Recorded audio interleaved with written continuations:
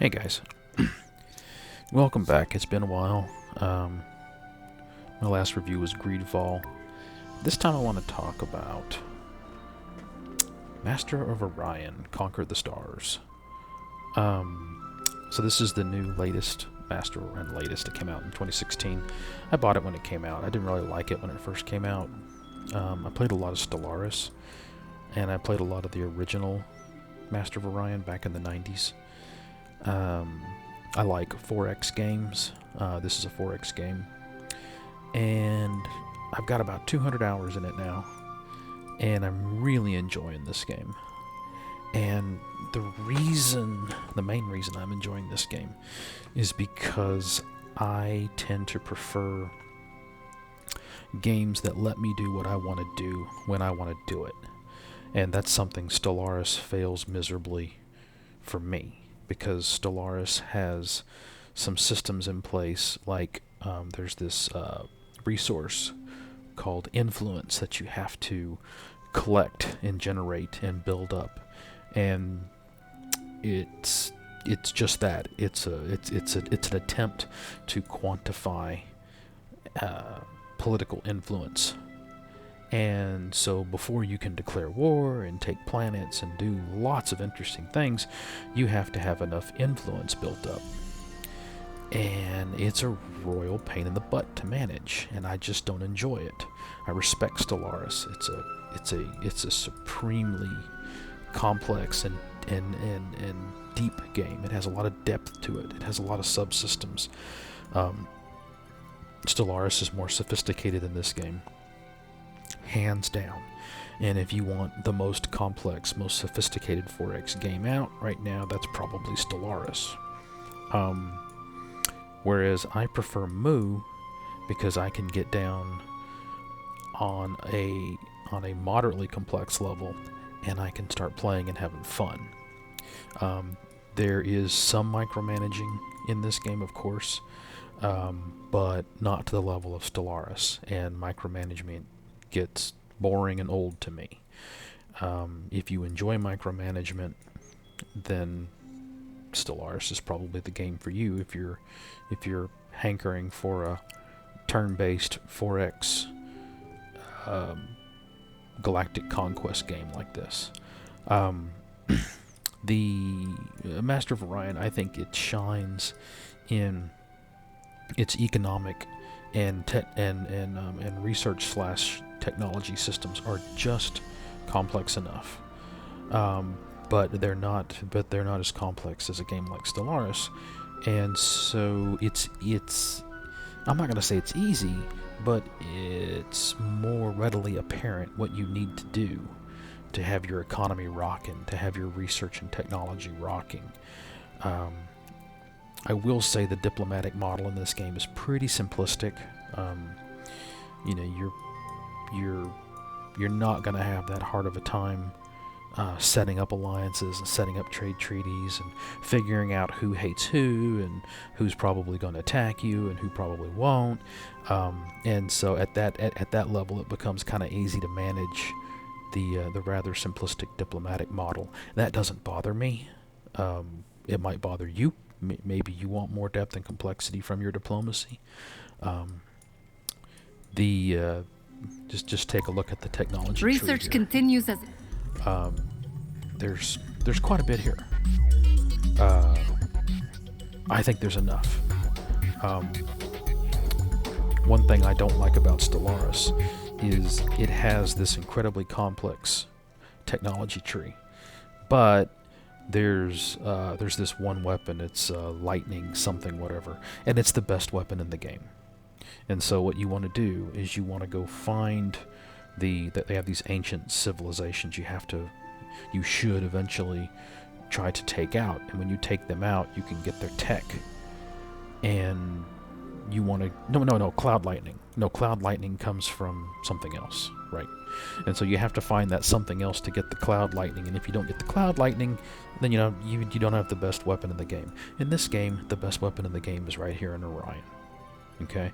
And the AI, I've played 10 games now, from normal all the way up to very hard. I have not done, let me see, Let me see. Does it show it? Where does it show it? Or does it show it here? I don't know if it shows it here. It does not show it here. Okay, so normal, hard, very hard, and then the highest difficulty. I only played 2 games on normal, then I moved up to 2 or 3 games on hard, and then I just beat it on very hard, and I've got a second very hard game going. I turn off Antarans because I find them to be nothing more than an annoyance. Because of what they do, you can basically just ignore them. From time to time, they will pop out of a interdimensional hole in space, and they will come in and ravage one of your colonies. If you put radiation shields on all your colonies, they'll do almost no damage, and because of the way the game has it set up, the Antarans always come in stronger than your fleets, so why bother? I think it's stupid. I hate the Antarans. I turn them off. I don't like the Antarans at all, so I just turn off the Antaran victory condition. That turns Antarans off, and I don't have to deal with their nonsense. But one negative to this game I can be honest with is the ship-to-ship combat is pretty basic. You can make a big difference if you get in and run your ships correctly. So it's kind of neat in that you can get in there and manage your ships, and you can take a battle. Like, I've had battles where I've just had a little sliver of a chance. My auto result rating was very, very poor, just a little teeny tiny red line, and I was able to win with superior tactics. The other downside to the tactics of this game, in my opinion, missiles are I'm not going to call them OP, overpowered. They're just really good early to mid-game.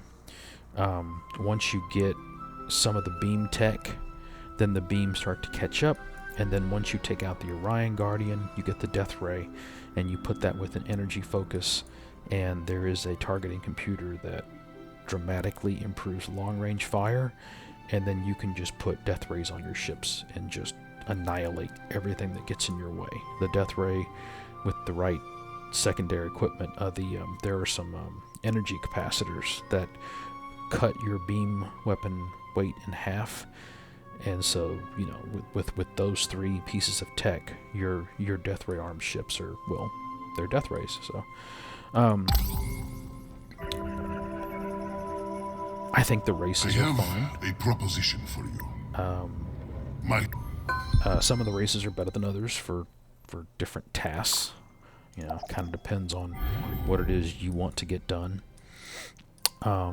If you want to play a diplomatic game, then the basic humans are probably a good way to go.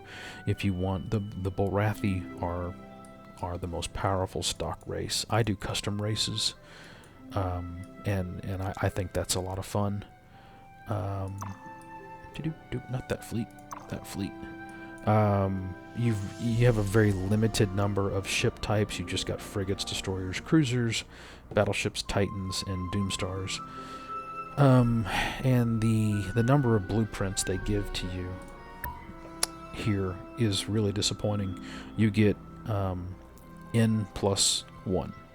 So if all you have is frigates, you'll have 2 slots. And then, so here I have frigates and destroyers, so I have 2. The starship design, I think this is a lot of fun. Like I said, I go missiles early, and then I eventually transition over to Death Rays. Phasers are good, don't get me wrong. Phasers can compete with missiles later in the game once you have the energy focus. And the ship designer system, it's not super sophisticated or anything. It's early game right now, so I don't have a lot of options. Stick a fusion drive on here, that kind of thing. Get in here and fiddle with some of the different, and again, I don't have that many. I will say one thing, biological weapons are garbage. They don't work that well. They piss off all your neighbors, and you can't hit you can't hit secondary structures with them. You can see I've built a military outpost. So, like warp gates. You can't nuke warp gates with your ships unless you have bombs, asteroid laboratories, super scalar gas harvesters. You can't destroy those unless you have bombs on your ships. If you have the biological weapons, then you can't do anything. But yeah, I think this game's a lot of fun. I've really enjoyed playing around with it. Just a minute of your time, President. Yeah, this is one thing in the so when you're researching tech, a lot of times you'll have to choose, right? And some choices are better than others. There are some techs in here that are really strong, really powerful, and you want to make sure you grab those techs. Like anytime you see the parentheses, this is when you're going to be making a choice, right? So here's a choice between fusion beams or fusion bombs. I don't like fusion beams, so I usually go with the fusion bombs so that my planetary assaults will be stronger. I have seen torpedoes work very well against large ships, but you do need the semi-homing version for them to work. They hit like a Mack truck, but they move slow, and the dumbfire ones are almost useless. They're only really good against bases, immobile targets. What do I need here? That's always good. Those are useful. I don't think I can build cruisers right now anyway. Let me see. Do I have my spy center up yet? Oh, terrific. Espionage. So espionage, it's like I said, it's an early game. I haven't. Espionage is very important in this game, and it's a lot of fun. You need to get your spy center up. So like here you can see. There it is. There's spy center. I need to build my spy center next. I wasn't paying attention and I missed that. But yeah, the base humans come with minus 20% to security, and that's your defense against enemy spies. That could really hurt you. Some games it can be really frustrating to be running the humans, and to have the your enemies just spamming spies on you can really drive you crazy. Oh, where do I send you? I don't need you there. I need to colonize that planet. Yes, I do. Let's just go this way for now. But yeah, this game's a lot of fun. I'm really enjoying it. What is this? That's all he gets? Wow, that kind of sucks. So you don't get that many leaders. Huh. He only has one ability. Most of them have two. Well, I'll take him, since you don't get that many.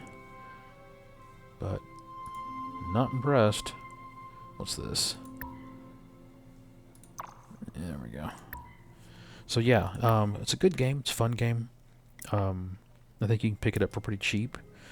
There are some interesting DLCs for it. I haven't bought them yet because I'm having plenty of fun with the base game.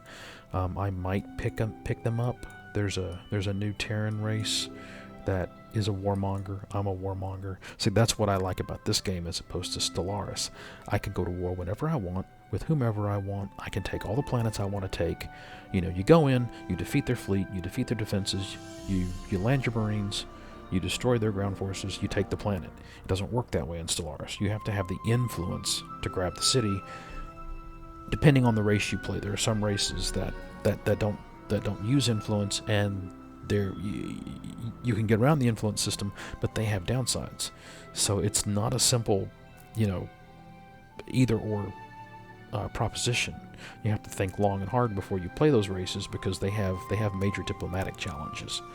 So, but yeah, this is a lot of fun. I highly recommend it. There's the Mershon. Welcome, the cat stranger. people. I am.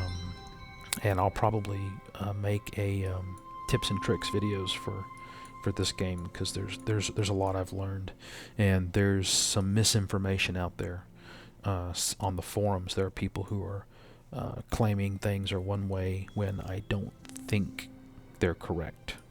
Oh wait, no, I goofed. I need to go there. So anyway, good game. I'd say 8.5 out of 10. If you like the original Master of Orion, you'll like this. If you like Stellaris, you might not like this, because this game is less complex than Stellaris. Stellaris is the gold standard when it comes to complex, deep 4X games. But this game's a lot of fun, and I recommend it. Have a good one.